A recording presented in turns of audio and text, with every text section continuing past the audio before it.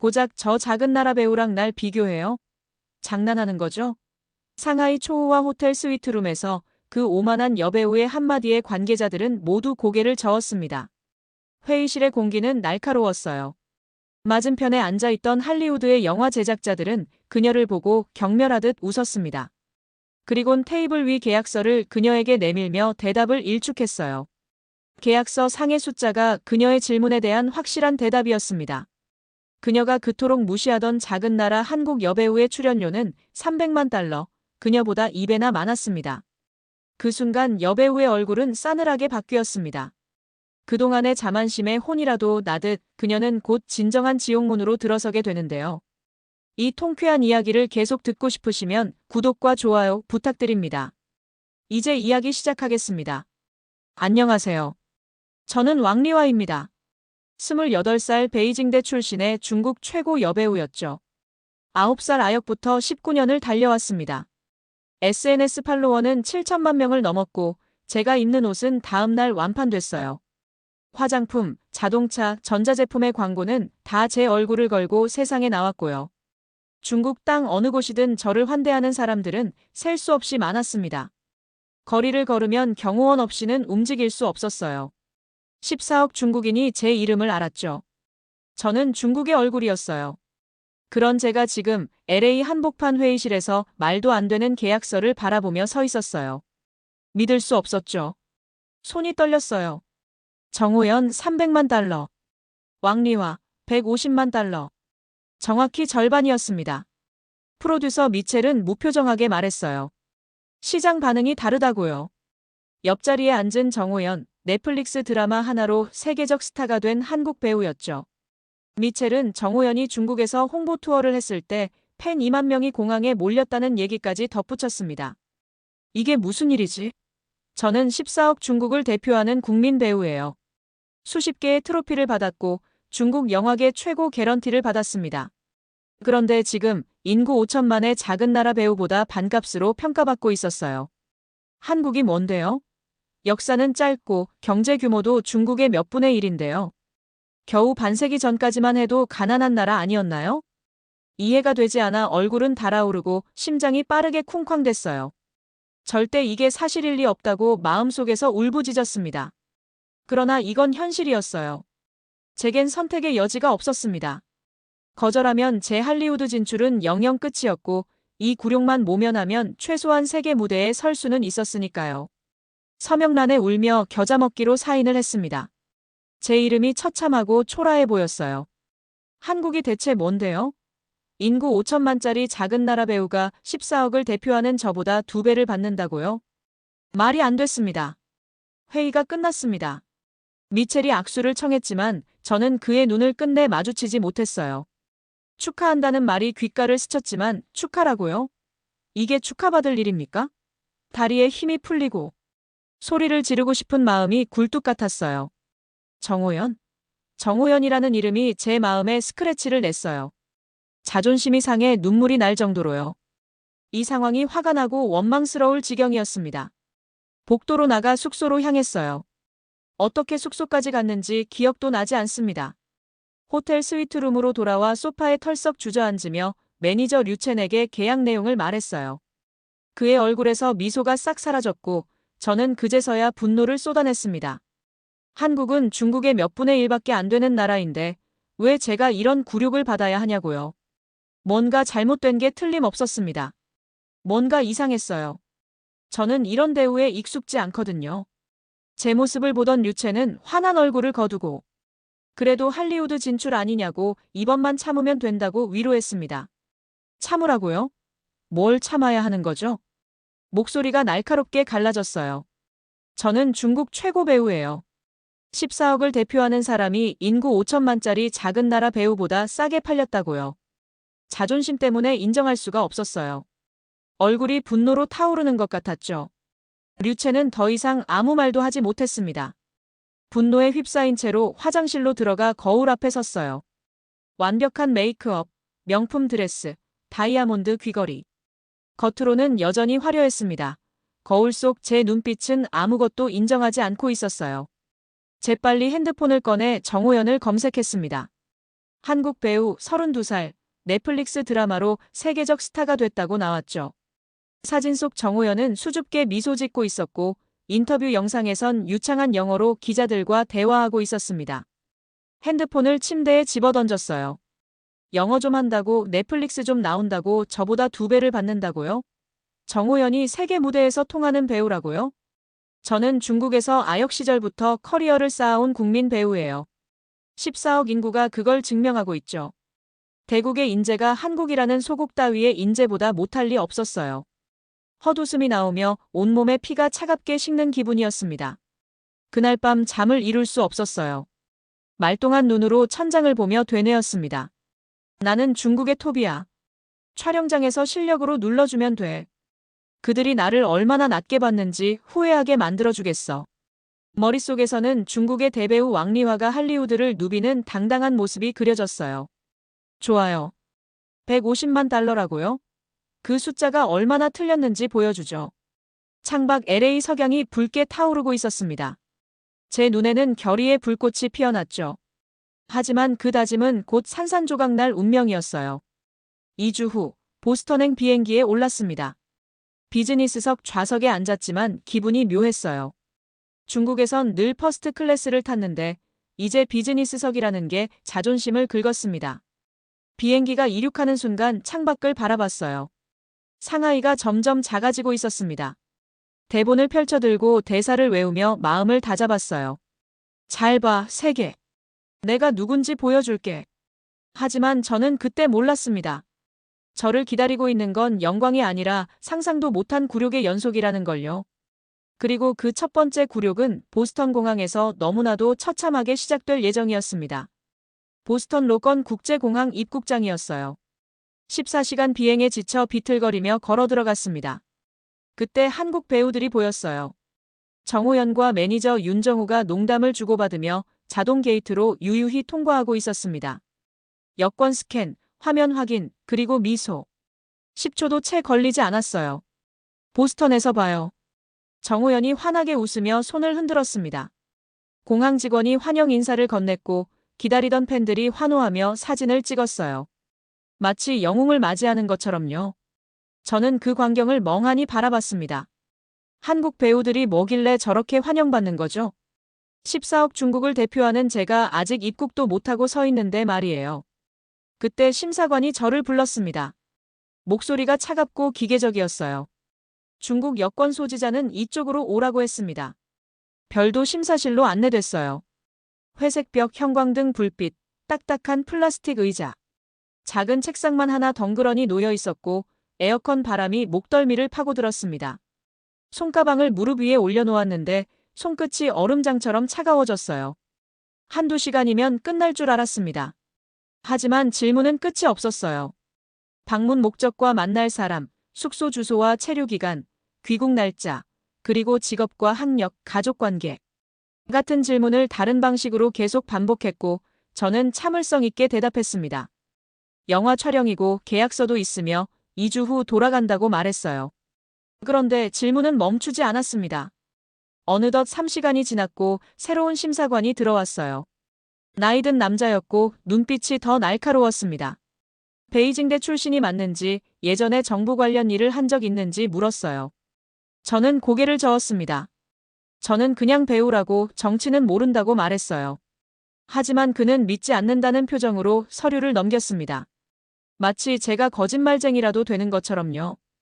캐묻기 시작했어요. 영화에 정치적 메시지가 있냐고, 중국 정부가 검열하지 않았냐고, 공산당과 연관이 있냐고 물었습니다. 저는 참았던 분노가 터져나왔어요. 저는 배우라고요. 스파이가 아니에요. 목소리가 떨렸습니다. 심사관은 무표정하게 저를 쳐다보더니 다시 서류를 보기 시작했어요. 마치 제 항변 따위는 아무 의미 없다는 듯이요. 배가 고팠습니다. 화장실이 급했고 다리는 저려서 감각이 없었으며 허리는 뻐근하게 아팠어요. 하지만 아무도 신경 쓰지 않았습니다. 투명 유리 너머로 사람들이 웃으며 지나갔어요. 가족들이 뜨겁게 포옹하고 연인들이 꽃다발을 주고받고 아이들이 뛰어다녔습니다. 저는 감옥 같은 심사실에 갇혀 형광등 아래에서 죄인처럼 앉아 있었어요. 한국 배우들은 10초 만에 통과했는데 왜 저는 이렇게 취급받는 거죠? 그렇게 6시간이 지옥처럼 흘러갔습니다. 목은 바짝 말랐고 입술은 갈라졌어요. 눈은 충혈됐고 온몸은 경직됐습니다. 심사관이 마침내 여권에 도장을 찍었어요. 들어가세요. 그게 끝이었습니다. 6시간 동안의 굴욕이 그 차가운 한마디로 끝났어요. 사과도 없었고 설명도 없었습니다. 그저 여권을 쓱 밀어줬을 뿐이에요. 저는 비틀거리며 일어났습니다. 다리에 힘이 풀려 넘어질 뻔했어요. 가방을 끌고 입국장을 나왔는데 밖은 이미 깜깜했고 차가운 밤바람이 얼굴을 후려쳤습니다. 택시를 타고 호텔로 가는 내내 눈물이 날 것 같았어요. 참았지만요. 한국 배우들은 10초, 저는 6시간이었습니다. 그들은 환영받았고 저는 범죄자처럼 조사받았어요. 한국 여권이 뭐길래 이렇게 차이가 나는 겁니까? 중국은 14억 인구의 세계 2위 경제대국인데 한국은 고작 5천만의 작은 나라인데 왜 그들은 환영받고 저는 의심받는 거죠? 이해할 수 없었습니다. 받아들일 수 없었어요. 호텔방에 도착해 침대에 쓰러졌습니다. 거울을 보니 눈가가 퀭했고 얼굴은 창백했어요. 중국 최고 배우 왕리화가 이렇게 처참하게 무너져 있었습니다. 그날 밤 저는 처음으로 깨달았어요. 세계가 보는 건 나라의 크기가 아니라는 걸요. 하지만 그게 뭔지는 아직 몰랐습니다. 알고 싶지도 않았어요. 인정하기 싫었으니까요. 창밖을 보며 속삭였습니다. 이를 악물었습니다. 경제대국에서 인정받는 배우가 뭔지 알려주겠다고요. 제가 잘하는 걸 보여줘야겠다고 다짐했습니다. 공항에서의 굴욕을 삼키고 호텔에서 하룻밤을 보냈습니다. 거울을 보며 다짐했어요. 촬영장에서만큼은 실력으로 보여주겠다고요. 6시간 동안 범죄자 취급받았지만 연기만큼은 누구에게도 지지 않는다고 스스로에게 말했습니다. 150만 달러의 가치 이상을 증명하겠다고 한국 배우보다 뛰어나다는 걸 보여주겠다고 이를 악물었어요. 첫 리허설 날 아침이었습니다. 거울 앞에 섰어요. 정호연 인터뷰 영상을 보며 중얼거렸습니다. 저는 감정 표현이 강점이야. 19년 경력의 베테랑이라고요. 분장실을 나와 거대한 스튜디오로 들어갔습니다. 수십 개의 조명이 빼곡하게 설치돼 있었고 스태프들이 분주하게 움직이고 있었어요. 통역사 리사가 그림자처럼 제 옆에 붙어 있었습니다. 감독의 영어 지시가 리사를 거쳐 2초 늦게 전달됐어요. 모든 말이 한 박자씩 늦었습니다. 감독이 뭐라고 하면 리사가 통역해주고 제가 대답하면 리사가 다시 영어로 전달했어요. 스태프가 농담을 던지면 사람들이 웃었지만 저는 왜 웃는지 몰랐습니다. 리사가 설명해줄 때쯤엔 이미 그들은 다음 대화로 넘어가 있었어요. 세트장 반대편에서 정호연이 보였습니다. 그녀는 스태프들과 영어로 직접 대화하고 있었어요. 발음은 서툴렀지만 손짓 발짓을 섞어가며 웃고 떠들었습니다. 감독이 뭐라고 하면 즉각 반응했고 질문하면 바로 답했어요. 통역사 없이 대화가 물 흐르듯 자연스러웠고 그녀는 마치 오래 일한 팀원처럼 편안해 보였습니다. 저는 멀리서 그 광경을 바라봤어요. 가슴속에서 뭔가 타올랐습니다. 질투였죠. 첫 장면 촬영이 시작됐습니다. 제 차례였어요. 대사는 완벽하게 외웠고 감정도 철저히 준비했습니다. 중국에서 수백 번 해온 연기였죠. 저는 카메라 앞에 섰고 리사를 통해 감독의 지시를 들었어요. 감정을 더 끌어올리라고 했습니다. 저는 고개를 끄덕이고 연기를 시작했어요. 컷. 감독이 손을 들었습니다. 표정이 굳어 있었어요. 그가 뭐라고 말했고 리사가 통역해줬습니다. 눈빛에 절박함이 없다고, 감정이 느껴지지 않는다고, 진심이 안 보인다고 했어요. 가슴이 철렁 내려앉았습니다. 저는 절박하게 연기했는데요. 다시 두 번째, 세 번째, 네 번째, 다섯 번째. 같은 장면을 반복했습니다. 감독은 계속 고개를 저었고 스태프들의 시선이 따가웠어요. 땀이 등을 타고 흘러내렸고 손이 떨렸습니다. 통역 때문에 감독과 즉각 소통할 수 없었고 그가 진짜 원하는 게 뭔지 정확히 알 수 없었어요. 그때 정호연의 차례가 됐습니다. 그녀가 카메라 앞에 섰어요. 감독이 직접 영어로 디렉션을 줬고 정호연이 고개를 끄덕이며 바로 질문했습니다. 둘이 짧게 대화를 주고받았어요. 통역 없이 즉각적으로요. 액션! 정호연이 연기를 시작했습니다. 영어 발음은 어색했어요. 하지만 눈빛이 살아있었습니다. 목소리가 떨렸고 눈물이 흘렀어요. 그녀는 대사를 읽는 게 아니라 그 순간을 살고 있었습니다. 컷, 굿. 감독이 엄지를 들어 올렸어요. 스태프들이 박수를 쳤습니다. 윤정우가 웃으며 말했어요. 이 컷 그대로 쓰시죠. 정호연은 수줍게 미소 지으며 감독과 하이파이브를 했고 둘은 또 영어로 뭔가 이야기를 나눴어요. 저는 그 광경을 보며 손톱이 손바닥에 박히도록 주먹을 쥐었습니다. 왜죠? 왜 그녀는 한 번에 되고 저는 5번을 해도 안 되는 겁니까? 저는 중국 최고 배우예요. 19년 경력에 수십 개의 상을 받았고 완벽하게 준비했는데요. 대기실로 돌아왔습니다. 거울 앞에 앉아 고개를 떨구었어요. 통역이 감정을 죽였다고 2초의 지연이 모든 걸 끊어놨다고 스스로를 위로했습니다. 하지만 속으론 알고 있었어요. 문제는 통역이 아니라는 걸요. 리사가 조심스럽게 말했습니다. 감독님이 표정이 계산적이라고 하셨어요. 계산적이라고요? 저는 19년 동안 감정만큼은 완벽했는데 아무도 몰라줘요. 찢어진 대본을 다시 붙이며 속삭였습니다. 좋아, 내 방식대로. 문이 열리고 정호연이 들어왔어요. 그녀는 커피를 건네며 조용히 말했습니다. 저도 첫 리허설 때 통역 있었어요. 저는 고마워요 라고 답했지만 속으로 중얼거렸습니다. 저 사람은 여유롭고 나는 왜 이렇게 초조할까? 그날 밤 호텔방에서 감독이 보내준 러프 컷 영상을 봤습니다. 제 연기가 화면에 나타났어요. 완벽한 발음, 정확한 표정, 계산된 동작. 모든 게 완벽했습니다. 하지만 이상했어요. 뭔가 텅 비어 있었습니다. 마치 예쁘게 포장된 빈 상자 같았어요.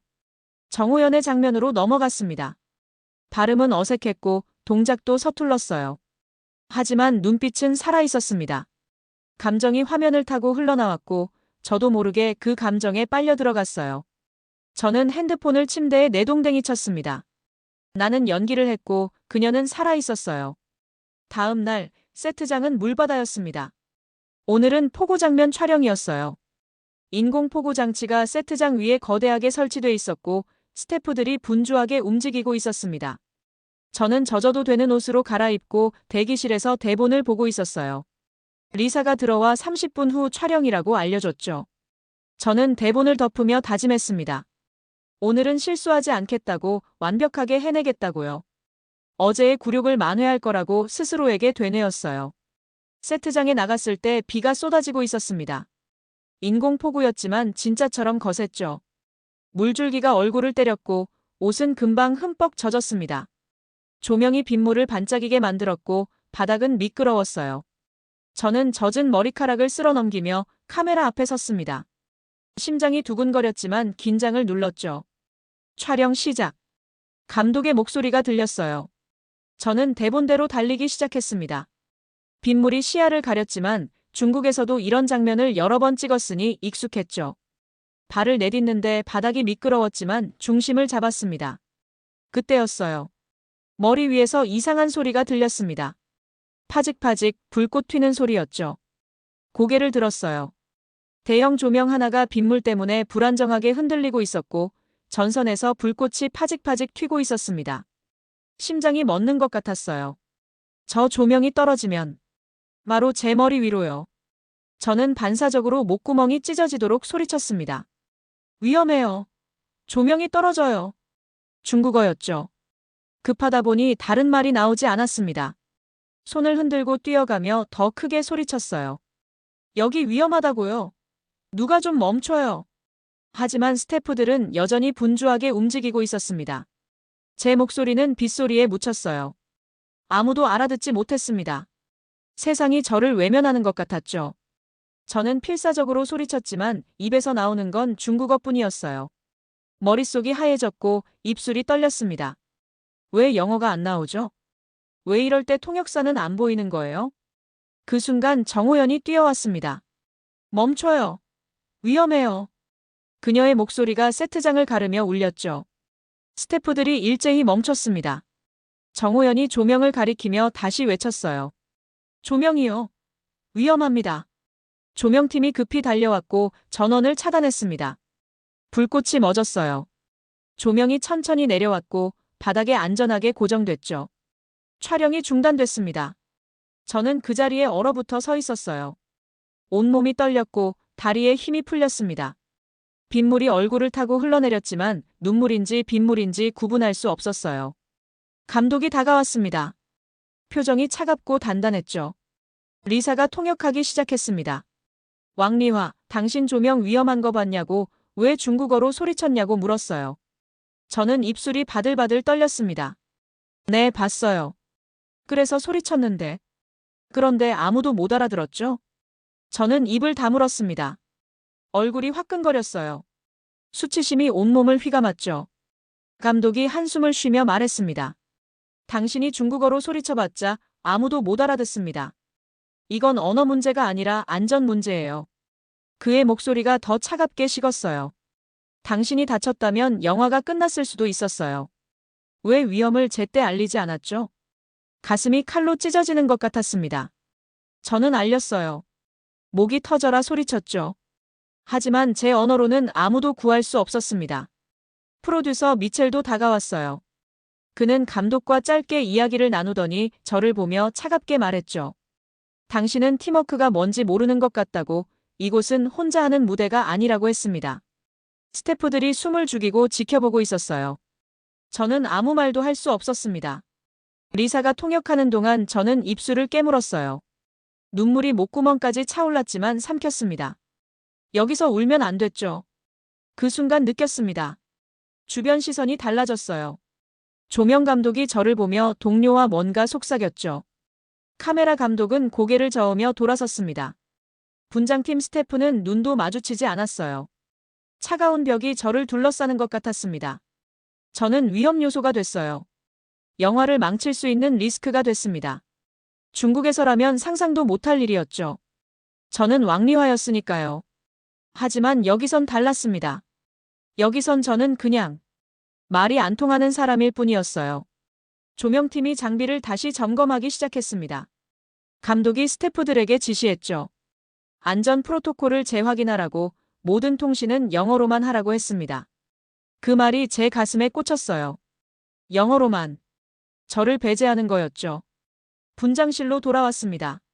젖은 옷을 벗으며 거울을 봤어요. 거울 속 제 모습은 처참했습니다. 창백한 얼굴, 번진 마스카라, 떨리는 손. 방문을 닫는 순간 다리에 힘이 풀려 바닥에 주저앉았죠. 무릎을 끌어안고 고개를 묻었어요. 숨이 막혔습니다. 가슴이 답답했고 눈물이 쏟아졌어요. 참으려 했지만 멈출 수 없었죠. 난 그냥 연기하고 싶었는데. 목소리가 떨려 나왔어요. 왜 이렇게 어렵죠? 중국에선 모든 게 쉬웠습니다. 제 언어로 말하고 제 방식으로 일했죠. 존중받았고 인정받았어요. 하지만 이곳에선 달랐습니다. 저는 배우가 아니라 통역이 필요한 사람이었죠. 위급한 상황에서조차 제대로 소통할 수 없는 팀의 위험이 되는 사람이었어요. 19년 동안 쌓아온 커리어가 무슨 소용이죠? 수십 개의 트로피가 무슨 의미입니까? 여기선 저는 그냥 짐이었습니다. 핸드폰이 울렸어요. 중국 매니저 류첸이었습니다. 제작사에서 연락이 왔다고 계약 해지를 검토 중이라고 했죠. 오늘 사고 때문에 보험 문제가 생겼고 제가 안전 리스크로 분류됐다고 했어요. 핸드폰을 쥔 손이 떨렸습니다. 머리가 하얘졌고 귀에서 웅소리가 났어요. 뭐라고요? 그 한마디가 겨우 떨려 나왔죠. 위험하다고 외쳤는데 아무도 듣지 못했어요. 그리고 이제 저는 쫓겨나고 있었습니다. 사흘 후 긴급회의 소집 통보가 왔습니다. 계약 해지 검토 중이라는 말에 한숨도 못 잤어요. 새벽 내내 천장을 보다가 해가 뜨고 나서야 겨우 눈을 붙였습니다. 거울을 봤어요. 눈가가 퀭했고 얼굴은 창백했죠. 회의실 문을 여는 순간 차가운 공기가 얼굴을 때렸습니다. 감독과 미첼이 앉아 있었어요. 표정이 굳어 있었습니다. 저는 의자에 앉았고 리사가 옆에 섰죠. 손이 떨려서 무릎 위에 꽉 쥐었어요. 미첼이 서류를 넘기며 차갑게 말했습니다. 사고로 제작 일정이 일주일 지연됐고 보험사에서 제 안전성을 문제 삼고 있다고 했어요. 솔직히 계약 해지를 심각하게 고려 중이라고 했습니다. 숨이 막혔어요. 심장이 미친 듯이 뛰었습니다. 잠깐만요. 제가 말을 꺼내려는데 감독이 손을 들었습니다. 리사가 통역했어요. 당신은 실력 있는 배우지만 이곳에선 소통이 안 된다고, 그게 문제라고 했습니다. 위험 상황에서 팀을 보호할 수 없는 배우는 함께 일할 수 없다고 했죠. 가슴이 무너져 내렸습니다. 저는 고개를 깊이 숙였어요. 목소리가 떨려 나왔습니다. 죄송합니다. 정말 죄송합니다. 미첼이 한숨을 쉬며 말했어요. 계약 해지 절차를 진행하겠다고, 위약금은 청구하지 않겠다고 했습니다. 그게 최선의 배려라고 했죠. 저는 아무 말도 할 수 없었어요. 입술을 깨물었습니다. 회의가 끝났습니다. 저는 비틀거리며 일어나 회의실을 나왔어요. 복도를 걷는데 다리에 힘이 없었습니다. 벽에 기대어 숨을 고르려는데 눈물이 쏟아졌죠. 참았지만 멈출 수 없었어요. 호텔로 돌아왔습니다. 방문을 열고 들어서는 순간 무릎이 꺾였어요. 바닥에 주저앉아 캐리어를 바라봤습니다. 이제 짐을 싸야 했죠. 중국으로 돌아가야 했어요. 하지만 중국으로 돌아가면 뭐가 있죠? 핸드폰을 꺼냈습니다. 중국 SNS를 열었어요. 제 이름을 검색했습니다. 화면이 뜨는 순간 숨이 막혔어요. 왕리와 할리우드서 퇴출. 중국 망신시킨 배우. 계약 해지, 실력 부족 탓. 댓글은 더 끔찍했습니다. 14억을 대표한다더니 이게 뭐야? 창피해서 못 보겠다. 중국으로 돌아오지 마. 손이 떨렸어요. 핸드폰을 던지고 싶었지만 꽉 쥐었습니다. 중국 언론은 저를 실패한 배우로 낙인 찍고 있었어요. 할리우드는 저를 위험 요소로 분류했고 중국은 저를 배신자로 몰았죠. 어디에도 갈 곳이 없었습니다. 창밖을 봤어요. 보스턴 거리에 눈이 내리고 있었습니다. 하얀 눈송이가 유리창에 부딪혔다가 스르르 녹아내렸어요. 사람들은 코트깃을 세우고 바삐 걸어갔고 저는 그 모습을 멍하니 보고 있었습니다. 그때 핸드폰이 울렸습니다. 모르는 번호였어요. 받을까 말까 망설이다가 손이 저절로 움직였습니다. 여보세요. 목소리가 갈라졌어요. 리화 씨, 저예요. 정호연이에요. 그 목소리를 듣는 순간 눈물이 더 쏟아졌습니다.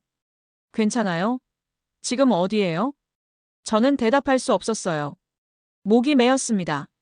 제가 갈게요. 주소 보내주세요. 1시간 후 호텔 방문을 두드리는 소리가 들렸습니다. 정호연이 들어와 아무 말 없이 제 옆에 앉았어요. 저는 참았던 모든 게 터져나왔습니다. 전 이제 끝났어요. 어디에도 갈 곳이 없어요. 정호연이 제 손을 잡았습니다. 따뜻했어요. 아니에요, 리화 씨. 아직 한 곳이 남았어요. 저는 눈물 범벅이 된 얼굴을 들었습니다. 한국이요. 정호연이 조용히 말했어요. 우리 영화사에서 오디션 볼래요? 통역 없이 당신 목소리로요. 한국이라고요? 제가 무시했던 인구 5천만짜리 작은 나라, 한국 배우보다 절반 값어치라고 분노했던 그곳이요.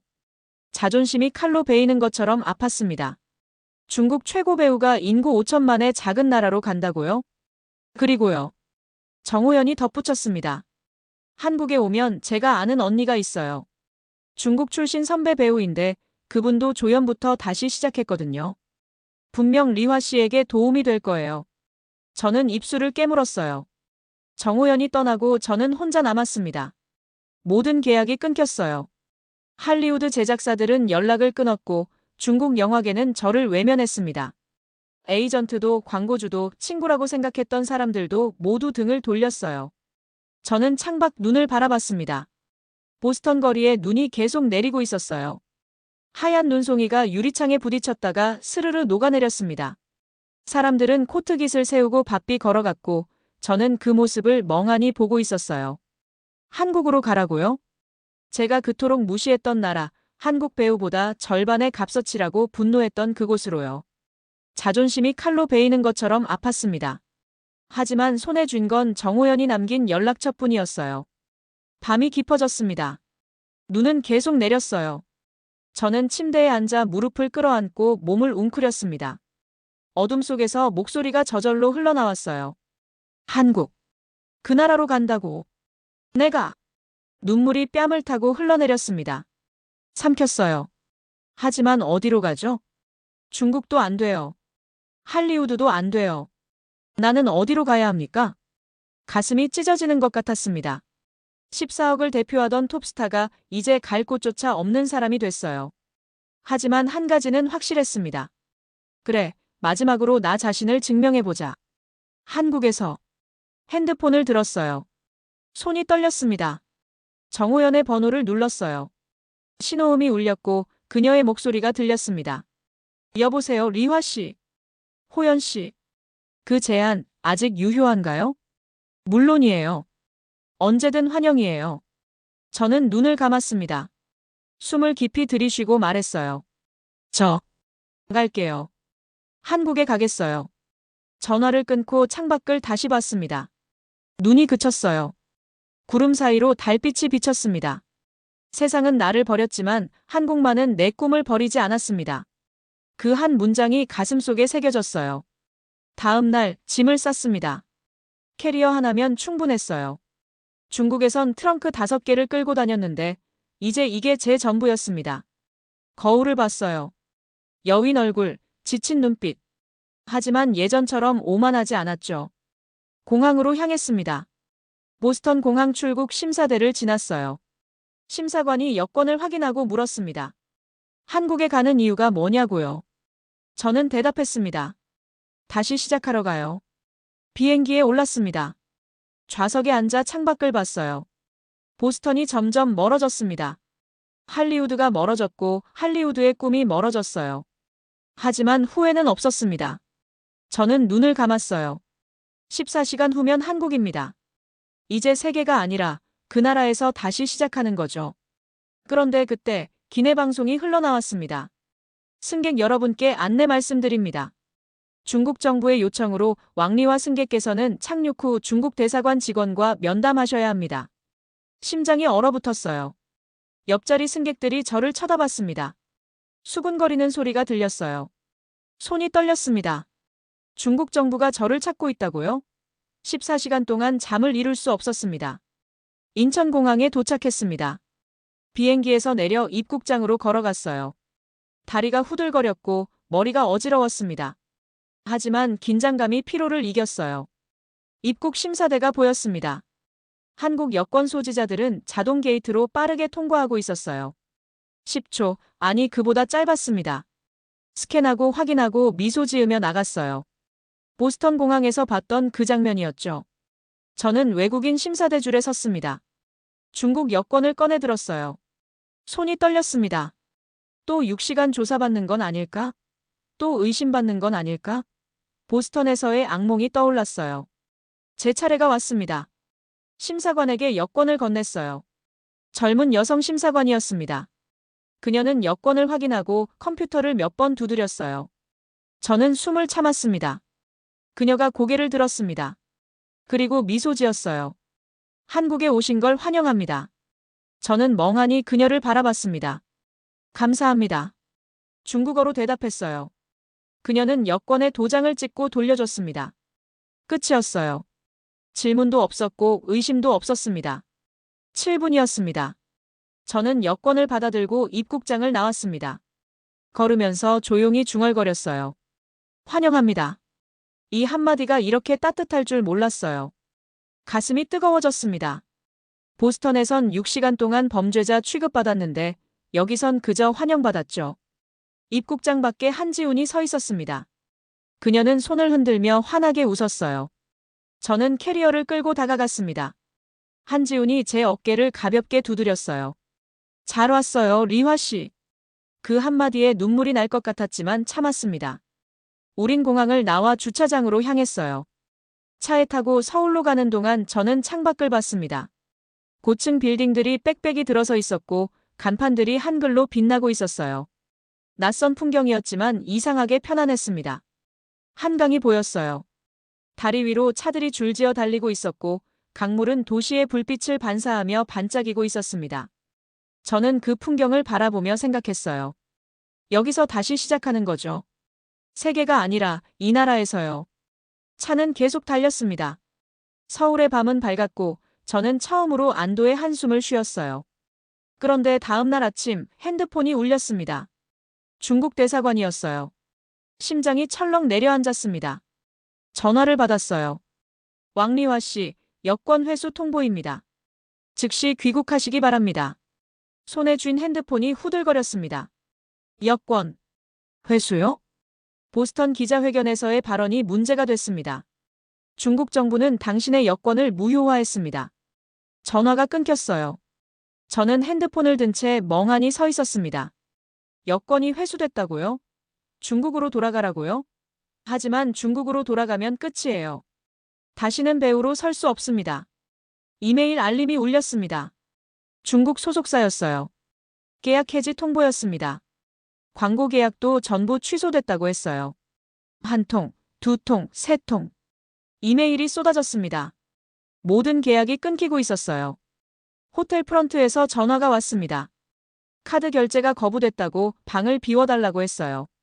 저는 캐리어를 끌고 호텔 로비로 내려왔습니다. 소파에 앉아 멍하니 천장을 바라봤어요. 갈 곳이 없었습니다. 중국에서도 할리우드에서도 쫓겨났어요. 14억을 대표하던 톱스타가 이제 어디에도 속하지 못하는 사람이 됐습니다. 핸드폰이 울렸습니다. 정호연이었어요.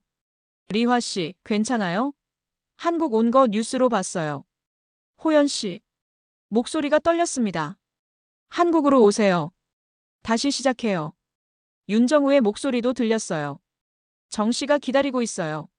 저는 창밖을 봤습니다. 서울거리에 사람들이 걷고 있었어요. 햇살이 따뜻하게 비추고 있었습니다. 작은 나라라 비웃던 곳이 날 구하네요. 캐리어 하나를 끌고 한지훈이 알려준 주소로 향했습니다. 작은 오피스텔이었어요. 중국에선 펜트하우스에 살았는데 이제 원룸이었습니다. 하지만 불평하지 않았어요. 거울 앞에 섰습니다. 머리를 묶으며 속삭였어요. 이젠 다시 태어날 시간이야. 국적이 아니라 나 자신으로 가는 거야. 서울에 도착한 지 일주일이 지났습니다. 한지훈이 마련해준 작은 오피스텔에서 지내고 있었어요. 중국에선 펜트하우스에 살았는데 이제 원룸이었습니다. 하지만 여기선 아무도 저를 배신자라고 부르지 않았기에 불평하지 않았어요.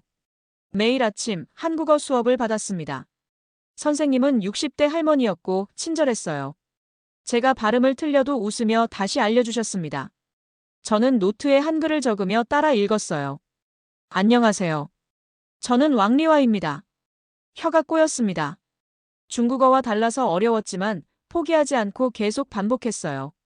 중국에선 완벽한 표준어를 구사했는데 이제 한국어 초보자가 됐다는 게 자존심이 상했지만 참았습니다. 오후엔 연기 연습을 했어요.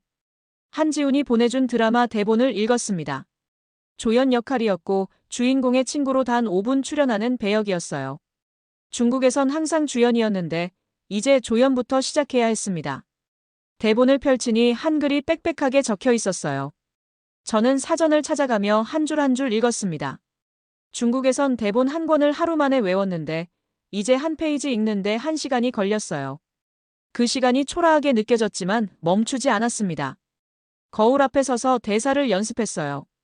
언니, 괜찮아요? 발음이 어색했고 억양도 이상했습니다. 다시 반복했어요. 언니, 괜찮아요? 또 틀렸습니다. 목이 메었어요. 중국 최고 배우가 이렇게 기초부터 다시 배워야 한다니 눈물이 났지만 닦아내고 다시 시작했습니다. 일주일 후 오디션 날이 왔어요. 한지훈이 차로 데리러 왔고 저는 깔끔한 옷을 입고 화장을 했습니다. 거울을 보니 예전의 자신감은 없었지만 그래도 준비는 했어요. 방송국에 도착했습니다. 대기실엔 다른 배우들이 앉아 있었는데 모두 젊었고 자신감이 넘쳤어요. 저는 구석자리에 앉아 대본을 다시 읽었습니다. 제 이름이 불렸어요. 오디션장으로 들어가니 감독과 작가, 프로듀서가 앉아 있었습니다. 저는 인사를 했어요. 안녕하세요. 왕리화입니다. 감독이 고개를 끄덕이며 말했습니다. 시작하세요. 저는 대사를 시작했어요. 떨렸지만 최선을 다했습니다. 발음이 완벽하지 않았고 억양도 자연스럽지 않았지만 감정은 담았어요. 중국에서 배운 연기를 이 나라 언어로 표현했습니다. 끝났어요. 감독이 말했습니다. 고생하셨어요. 연락드리겠습니다. 저는 인사하고 나왔는데 다리에 힘이 풀렸지만 후회는 없었어요. 제가 할 수 있는 최선을 다했으니까요. 사흘 후 한지훈에게서 전화가 왔습니다. 합격이었어요. 저는 핸드폰을 든 채 멍하니 서 있었고 한지훈의 목소리가 들렸지만 제대로 듣지 못했습니다. 합격이라고요? 한국어도 서툰 제가 한국 드라마에 출연하게 됐다고요? 믿기지 않았지만 한지훈이 다시 한번 축하한다고 말했고 저는 그제야 눈물이 났어요. 중국에선 주연으로 수백 번 캐스팅됐지만 이 합격 통보가 더 소중하게 느껴졌습니다. 드라마가 방송됐고 반응이 뜨거웠습니다. 제 출연 분량은 단 5분이었지만 시청자들이 댓글을 달았어요. 중국 배우인데 연기를 잘한다고 한국어가 서툴지만 감정이 느껴진다고 했습니다. 한지훈이 제게 기사를 보여줬어요. 중국에서 온 신인 배우라는 제목이었고 신인이라는 단어가 눈에 들어왔습니다. 중국에선 톱스타였는데 이제 신인이었어요. 하지만 기분 나쁘지 않았습니다. 오히려 새로운 시작 같았어요. 그리고 제안이 왔습니다. 한국 영화 주연이었어요. 한지훈이 전화로 알려줬고 저는 믿을 수 없었습니다. 드라마 조연 한 번 하고 바로 영화 주연이라고요? 한지훈은 웃으며 말했어요. 감독이 제 드라마 연기를 보고 직접 요청했다고 이번엔 중국과 한국을 오가는 여성의 이야기라고 했습니다. 저는 대본을 받아들고 밤새 읽었어요. 눈물이 났습니다. 제 이야기 같았거든요. 촬영이 시작됐고 몇 달이 흘렀습니다. 저는 밤마다 대본을 읽으며 준비했고 한국어 선생님께 발음을 다시 배웠어요. 감독과 여러 번 리허설을 했습니다. 정호연이 소개해준 린수이화 언니를 만났어요. 그녀도 중국 출신 배우였고 한국에서 조연부터 다시 시작했다고 했습니다. 언니는 제 손을 잡으며 말했어요. 나도 당신처럼 힘들었어요. 하지만 진심으로 하면 돼요. 리화 씨, 한국에서 해낼 수 있을 거예요. 저는 눈물을 머금고 답했습니다. 감사합니다, 언니. 영화가 완성됐고 개봉했습니다. 반응이 좋았어요. 관객들이 제 연기를 칭찬했고 평론가들도 호평했습니다. 중국 언론에서도 다시 제 이름이 언급되기 시작했어요. 하지만 이번엔 배신자가 아니라 한국에서 성공한 배우로요. 그리고 어느 날 한지훈이 전화를 걸어왔습니다. 리화 씨, 축하해요. 부산국제영화제에서 초청장이 왔어요. 부산국제영화제라고요? 한지훈이 말했어요. 한국 영화가 세계로 다시 데려가는 거예요, 리화 씨. 저는 창밖을 봤습니다. 서울의 불빛이 반짝이고 있었고 저는 조용히 생각했어요. 세상이 저를 버렸지만 한국이 저를 받아줬습니다. 그리고 이제 한국이 저를 다시 세계 무대로 데려가고 있었어요. 6개월 후 10월 부산행 기차를 탔습니다. 창밖으로 가을 풍경이 펼쳐졌고 황금빛 들판과 붉게 물든 산이 흘러갔어요. 저는 그 풍경을 보며 생각했습니다. 1년 전 14억 인구를 대표하는 중국 톱스타였지만 어디서도 환영받지 못했는데 이제 인구 5천만의 작은 나라에서 새로운 시작을 하고 있다고요. 부산에 도착했습니다. 바다가 넓게 펼쳐져 있었고 영화제 깃발이 바람에 펄럭이고 있었어요. 세계 각국에서 온 영화인들이 거리를 걷고 있었습니다. 저는 놀랐어요. 인구로만 보면 작은 나라였지만 세계가 한국을 주목하고 있었습니다. 한류의 힘이었어요. 레드카펫 행사 날이었습니다. 현장에 도착했을 때 숨이 막혔어요. 수백 개의 카메라가 일제히 저를 향했고 플래시가 쉴 새 없이 터졌습니다. 팬들의 환호성이 귓가를 울렸어요. 1년 전 보스턴 공항에서는 6시간 동안 신문 받았는데 이곳에선 환영받고 있었습니다. 레드카펫을 걸으며 기자 인터뷰를 했어요. 저는 한국어로 천천히 말했습니다.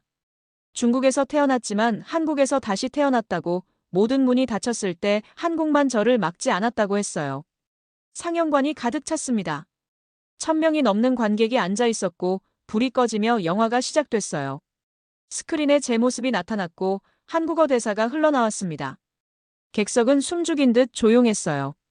마지막 장면이 끝났을 때 박수가 터져나왔습니다. 사람들이 일어서서 박수를 쳤고 저는 눈물을 참지 못했어요. 기자회견장이었습니다. 마이크를 잡고 말했어요.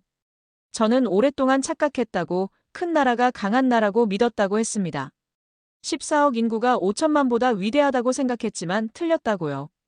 진짜 강국은 크기가 아니라 존중받는 나라예요. 목소리가 떨렸지만 계속했습니다. 한국은 작지만 세계가 한국 영화를 기다립니다. 한국 음악을 사랑해요. 왜냐면 진심이 있기 때문이에요. 기술이 아니라 마음으로, 힘이 아니라 존중으로 세계를 움직였습니다. 한국은 저에게 그걸 가르쳐 줬습니다. 진짜 강국은 존중받는 나라라는 것을요. 진짜 배우는 배울 줄 아는 사람이라는 것을요. 그리고 진짜 행복은 모든 걸 가진 게 아니라 진심을 찾는 거라는 것을요.